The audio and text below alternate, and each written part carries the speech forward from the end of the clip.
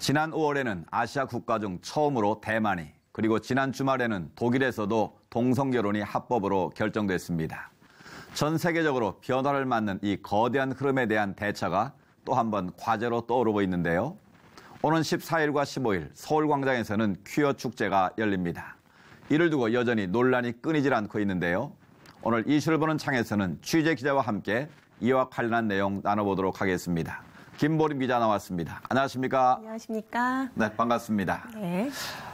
많은 논란 속에 올해도 퀴어 축제 결국 열리는 거죠? 네, 그렇습니다. 서울을 대표하는 서울시청 앞 광장에서 오는 14일과 15일 성소수자들을 위한 퀴어 문화축제가 열립니다. 이 성소수자들은 동성애자와 양성애자 그리고 트랜스젠더 등을 지칭하는데요. 이 축제가 서울광장에서 열린 것은 지난 2015년도와 2016년도에 이어서 이번이 세 번째입니다. 네. 그러나 이 축제가 지나치게 선정적이라 기독교계와 시민단체가 많은 반발에 나섰는데요. 그럼에도 불구하고 이번에도 도심 한복판에서 이 축제가 열릴 예정입니다. 보기에도 좀 낯뜨거운 장면들이 많은데요. 네, 그렇습니다. 서울광장 서양에 대한 조례를 개정해야 된다라는 반발의 목소리가 높지 않았습니까? 네, 이 서울광장을 사용하는 조례에 문제가 있기 때문입니다. 현재 서울광장은 사용하고 싶을 때 신고만 하면 별다른 이변이 없는 한 사용할 수 있는 신고제로 운영이 되고 있습니다. 네. 그래서 이에 따라 퀴어 문화축제 조직위원회가 서울광장을 사용하겠다는 신고를 한 것이죠. 네. 그러나 교계와 시민들이 이런 음란이 자행되는 현장을 볼 수 없다며 9만여 명의 성명이 담긴 탄원서를 제출했습니다. 이렇게 반발이 거세지자 서울시에서는 시민으로 구성된 서울시 열린광장 운영시민위원회에 결정을 맡기겠다는 의견을 내놓았고요. 네. 그리고 광장위가 개최한 회의에서 퀴어 축제를 찬성하겠다는 결과가 나왔습니다. 그리고 서울시는 이를 최종적으로 수용한 것이고요. 이는 무책임하고 무방비한 상태로 매년 이 퀴어 문화 축제가 서울 광장에서 열릴 수 있다는 것을 의미하기도 합니다. 그렇군요. 앞서 말씀하신 것처럼 허가제가 아닌 신고제로 누구나 신고만 하면 사용할 수 있다는 문제에 대해서 계속 이의 제기가 필요하고 또 개정이 필요해 보이는데요. 네. 이번 퀴어 축제 개혁의 개최의 결정권을 쥐고 있던 열린광장 운영 시민위원회. 회의 결과에 대해서도 많은 이의가 있는 것 같아요. 네, 그렇습니다. 그 광장위의 구성부터 문제가 있다는 것이 도마 위에 올랐습니다. 그러므로 시민들은 이 결정에 순응하지 못하겠다는 그런 주장을 내세웠는데요. 자신의 입맛대로 위원회를 구성하고 그로 인해 얻은 결과라는 것입니다. 지난 2015년부터 퀴어 문화축제 반대와 열린광장 운영 시민위원회에게 올바른 판단을 촉구해온 서울광장 조례 개정 청구인 대표 이신희 대표를 만나서 이야기를 나눠봤습니다. 한번 들어보시죠. 네. 이제 시 쪽에서 시청 쪽에서 임의로 사람들을 못 이렇게 지명하여서 13명을 구성을 해놨더라고요. 그래서 저희가 그 내용들을 어떤 분들이 그러면 그 구성이 되었을까 이걸 이렇게 작년 것도 이렇게 보니까 동성애를 옹호하는 사람들이 줄지어 그 안에 들어가 계시더라고요. 조숙현 변호사라고 들어갔어요. 이분은 김조광수 결혼 소송 사건의 변호인이었어요. 서울시 공무원이 또 2분이 들어가요. 근데 이 공무원들은 서울시장님의 의견을 따라서 그리고 시에서 이끄는 대로 의견에 반영하여서 이렇게 움직여야 하는 분들이에요. 근데 어떤 객관성을 가지고 움직일 수 있는 입장이 아니라는 거죠. 그런 거를 볼 때 위원회 구성 자체가 문제가 있다고 충분히 생각이 되어집니다. 네, 구성부터 문제가 있었군요. 네, 그러니까 열린광장 운영 시민위원회 결과도 뭐 뻔한 결과였겠네요. 그러면 앞서 이신희 대표도 얘기했지만 개선책이 분명 필요해 보이는데요. 네, 그렇습니다. 또 이신희 대표는 광장위의 결정에는 시민들의 의견이 전혀 반영되지 않았다는 것을 지적했습니다. 그래서 이 광장 사용 여부를 신고제에서 허가제로 바꾼다면 네. 서울 광장에서 퀴어 축제가 열리는 것을 조금은 막을 수 있지 않을까라는 이야기도 했는데요.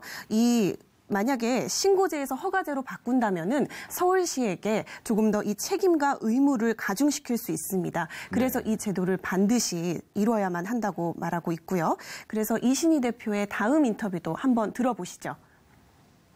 이 운동을 하는 이유는 나가서 서명을 받으면서 시민들 한 사람 한 사람 만나면서 이 서울시가 잘못된 행정을 하고 있다는 것도 알리고 퀴어가 이렇게 문제가 있다는 것도 알리고 동성애가 문제가 있다는 것도 우리 입술을 통해서 알려져야만 하는 이 구도적인 문제 때문에 나가는 거거든요.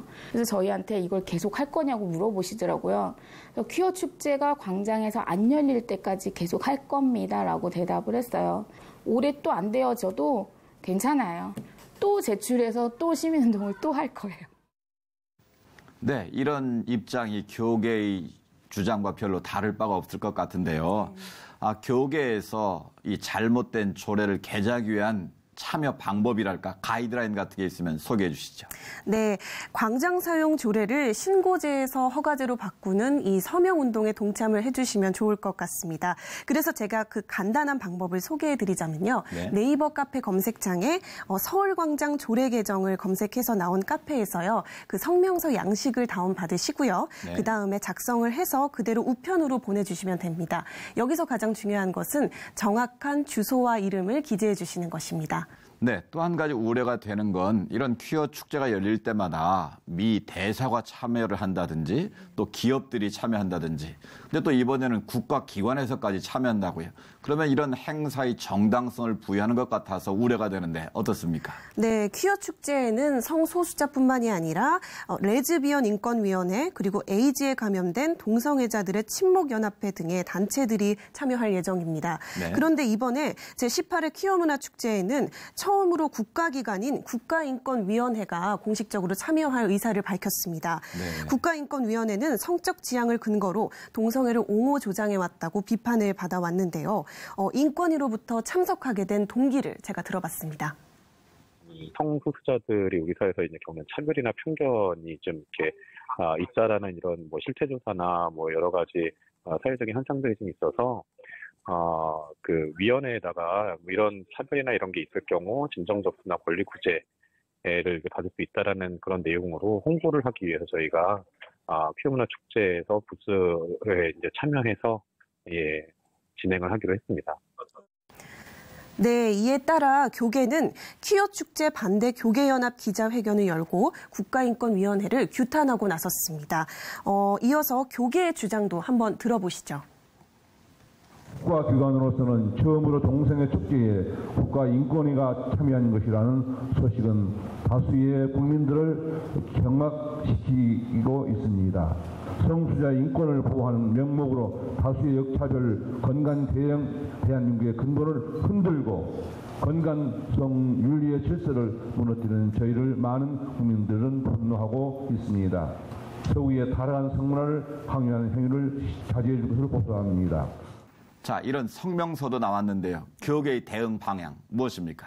네, 한국기독교총연합회와 한국교회연합 등 한국교회연합회와 그리고 주요 교단들이 힘을 합쳐서 지난해 한국교회 동성애대책협의회를 본격적으로 출범했습니다. 이 한동협은 출범과 동시에 동성애를 저지하기 위한 많은 움직임을 보여왔는데요. 그 가운데 지난달 열린 생명가정축제 퍼레이드에 대해서 제가 말씀을 좀 드리고 싶습니다. 이 축제가 굉장히 퀴어 퍼레이드랑은 상당히 제도적이었습니다. 그래서 눈길을 끌었는데요. 관련 영상을 지금 한번 만나보시죠.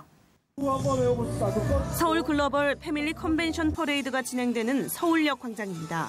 한국교회 동성애대책협의회 주최로 열린 퍼레이드에 참석한 시민들은 동성애를 저지하는 25개 나라의 국기를 들고 남자 아빠와 여자 엄마, 그로부터 잉태될 생명으로 꾸려질 가정의 소중함을 외치며 나아갔습니다. 기독인들과 시민단체, 외국인 등 동성애를 저지하는 이들은 참된 가정관을 지키고자 동성애에 대한 반대의 입장을 분명히 했습니다. 네, 단지 퀴어 축제에 대한 반대만이 아니라 생명과 가정의 소중을 일깨우는 자리가 더 많이 마련되면 좋을 것 같은데 어떻습니까? 네, 그렇습니다. 이렇게 아름답고 소중한 가정관을 지키기 위해 그리고 그리스도인들에게는 말씀에 근거한 창조의 질서를 지키기 위해서라도 저희는 동성애자들의 축제, 퀴어 문화 축제를 반대할 수밖에 없는 것입니다. 네. 앞서 생명과 가정을 강조하는 행사도 있었는데 특별히 각 교회에서 관심을 가져야 할 것 같은데 어떻습니까? 네, 이 부분이 참 중요합니다. 한국교회 동성애대책협의회 소광석 대표회장으로부터 동성애와 퀴어 축제에 대한 크리스천들에게 보내는 메시지를 한번 들어보시죠. 기본적으로 동성애자들에 대한 관용, 사랑, 긍휼 이런 마음은 기본적으로 필요하지요. 그러나 동성애라고 하는 그 시스템 그 자체는 정말 우리가 철저하게 배격하고 싸워야 합니다.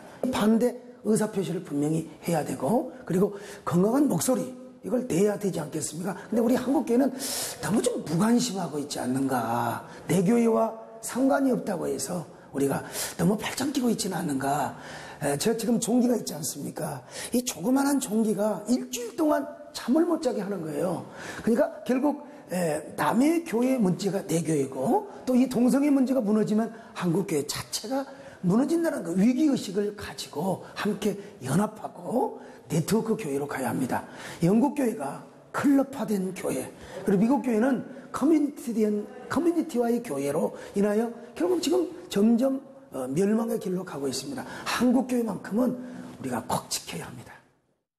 네, 여러 가지 얘기를 많이 나눴는데요. 단순히 퀴어 축제를 위한 반대만이 아니라 하나님의 창조 질서를 회복하는 데 초점을 맞춰야겠고요. 또한 한국교회가 보다 더 지혜롭게 이 문제를 대처될 것 같은데 어떻습니까? 네, 저도 정말 취재를 하면서 많은 생각을 하게 됐습니다. 그러면서 정말 적나라하게 드러나는 이 동성애의 문제점을 보니 가만히 있으면 안 되겠다라는 생각을 하게 됐고요. 네. 현재 영국이나 미국에서는 교회 침묵으로 인해서 동성애의 합법화가 진행됐다고 합니다. 이번 제18회 퀴어문화축제 개최를 막기 어렵더라도 우리 기독교계는 끊임없이 반대를 외치며 그리고 더욱 깨어 기도해야 할 때라고 생각합니다. 네, 좋은 결과 있기를 바라겠습니다. 김보림 기자 수고했습니다. 네, 감사합니다.